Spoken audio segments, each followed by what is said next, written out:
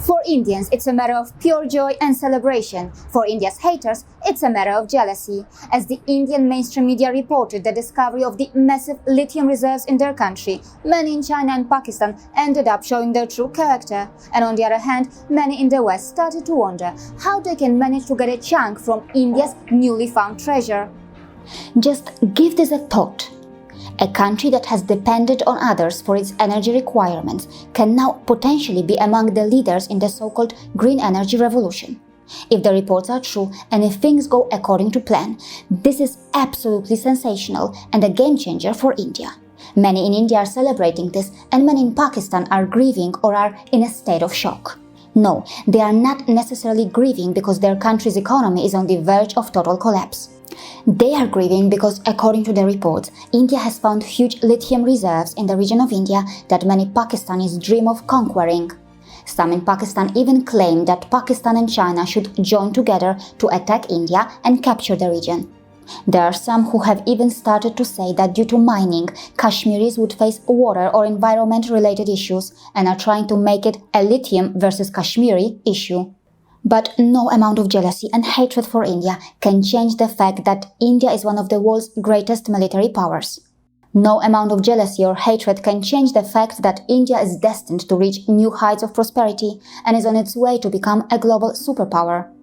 In the USA, according to Diego Lazarte, who is Brooklyn-based, India now has the 5th largest lithium reserves in the world, just ahead of the United States. This discovery has suddenly made India a major player in batteries and EVs. On the other hand, our governments in the West are almost always on a hunt to get more money or profit from the newly found resources, and hence it is not a surprise that this news has shaken the Western world too. From that perspective, the proposed visit of Jeffrey Pyatt should be considered a significant development. Of course, these are exciting times for India and its well-wishers. On the other hand, some feel that the dust hasn't even settled yet and the Western sharks are already on their way.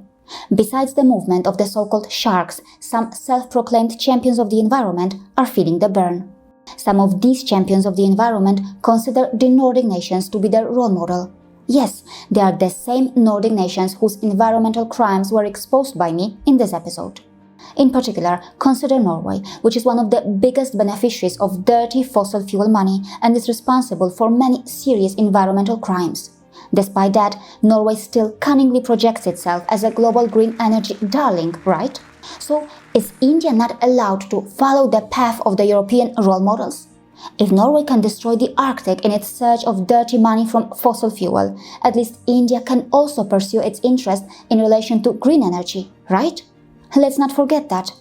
According to Diego Lazarte, lithium is often referred to as white gold due to the increasing value of lithium batteries in manufacturing items like phones, laptops and electric vehicles. And with the EV industry expected to reach more than $800 billion in annual market size by 2030, the newfound reserves likely mean a big payday for manufacturing companies in India. So how is it going to impact the local automobile industry and the giants like Tata and Mahindra?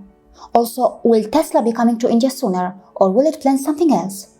It is still a developing story, and there may be a possibility that we will have more accurate updates only a while later. But nevertheless, we at India in Details wish the people of India a bright, prosperous and greener future.